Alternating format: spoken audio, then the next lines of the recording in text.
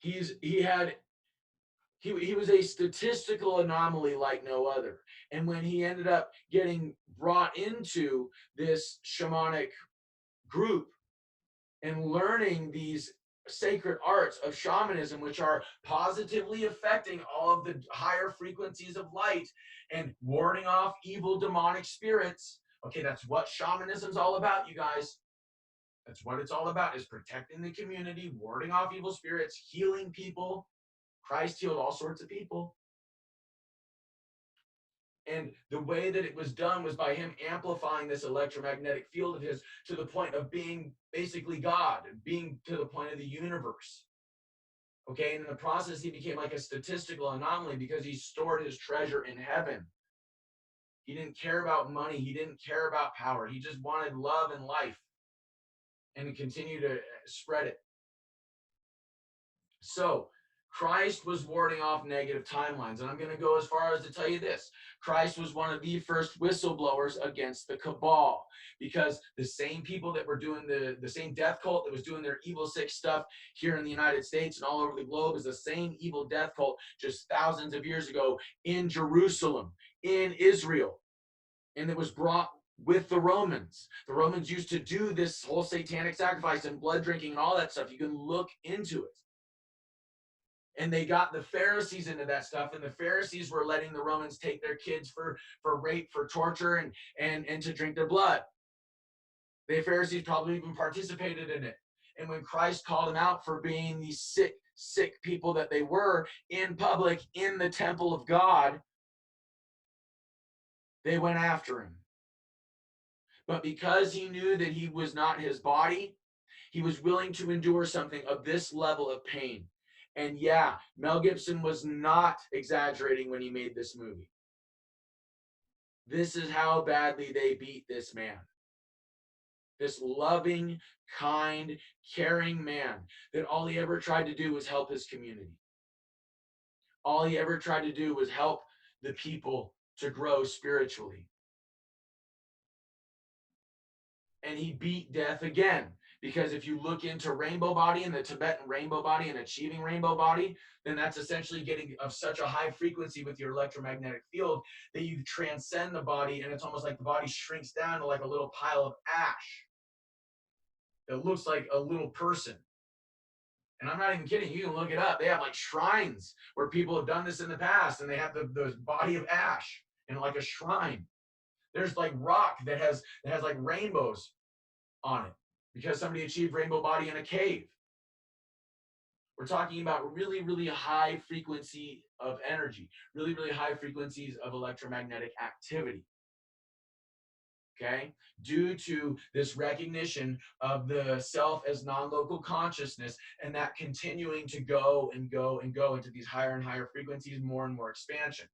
So this is the whole idea of, God gave his only begotten son. Okay, because Christ was like, great, I tell people the truth and this is what they do. Well, I'm going to take it because I know I'm not my body, and I'll transcend my body, and I'll show everybody that this whole body thing is not even half of it. It's just the start. You're like a caterpillar going to a butterfly. If you choose the right path in life, you can go from being a human being caterpillar into becoming a spiritual butterfly, or into becoming this higher level dimensional being, and you can ascend into this higher dimension of understanding beyond the flesh and never have to reincarnate on earth ever again. Essentially, you become a self-aware hyperdimensional being beyond the flesh. So Christ knew what Christ was fighting. And that's why Christ did what Christ did. That's why Christ was such a statistical anomaly. And what Christ did ended up defeating the cabal forever. He willingly sat in the desert for 40 days and 40 nights without any food or water, warding off evil, warding off death. And that is a level of achievement. And this is something that you guys have to understand. Remember what I was saying earlier about like sacred sites and certain frequencies of energy being plugged into the grid system and all that? Christ was doing what he was doing at a sacred site.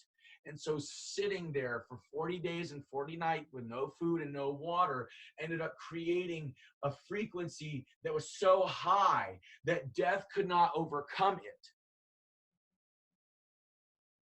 So the death magic was not allowed to thrive in the world ever again. It was almost like Christ planted a metaphysical seed in the earth that would end up blooming and creating a paradise at some point. Heaven on earth. So that's the reason why the Satanists, that's the reason why these dark occultists hate Christ so much, because whether or not you know it, he was the ultimate shaman. He was like the ultimate king. He was like the highest of the high, the holiest of the holy. And here's the other thing, and this is the part where many Christians may end up disagreeing with me, but I think it's the message that Christ brought, and I think many Christians miss it because of dogma. And that is that we can get to that same level, that we can achieve the Christ level consciousness in our own way, by choosing the right path each and every day, by continuing to pray, meditate, whatever you want to call it, by choosing honor, by choosing courage, by choosing faith in God, and the idea that there is a positive timeline that is being created, and that you are a very, very important part of it. So important that you know that you'd be willing to sacrifice anything and everything for your people.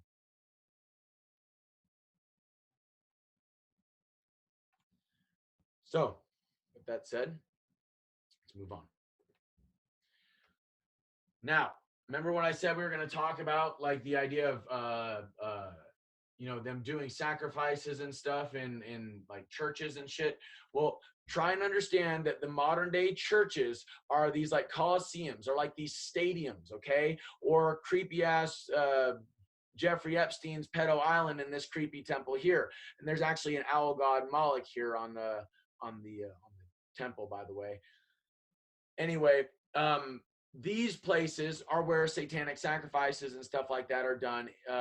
And in many cases, they're smart enough to put these things on ley lines. And then what they do is they have these concerts on specific days at specific times and stuff like that during specific astrological alignments. And then they perform these 6 satanic ceremonies in the deep underground basement, or like base that's underneath these stadiums, that is built into these stadiums, while everybody's up here cheering and like praising their false idol that they've propped up with their news networks and their entertainment networks and stuff like that. It's on another level of evil. So much so that most people cannot even fathom the way that these people are essentially, imagine it like this. Imagine if over every one of these little dots, over every one of these little sacred sites that's in the electromagnetic field, imagine if you saw one of these pentagrams, and the way that they all connect. And it's basically creating this really, really low frequency version of Earth and its timelines, by plugging all this negative energy into these grids. Now, one thing I will say is that not all these sacred sites are like this at all. Okay, these people haven't gotten very far at all. What they've gotten is they've gotten to a point to where they ended up creating like a global grid network, and this global grid network was working for a while. Okay, and then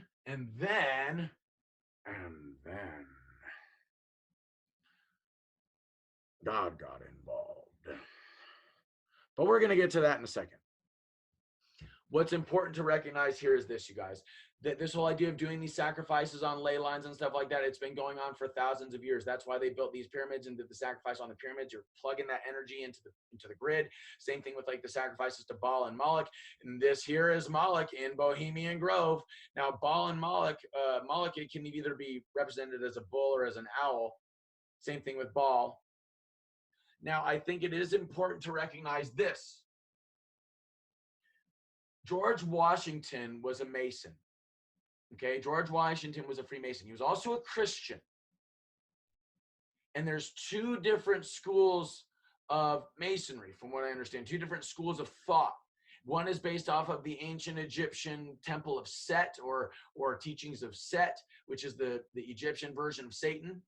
And the other is based off of the teachings of Osiris, or Ra, okay, which is like the law of one, okay, which is basically the understanding of being in harmony with the universe, not creating a dystopia based off of low vibrations that are controlled and owned by certain individuals.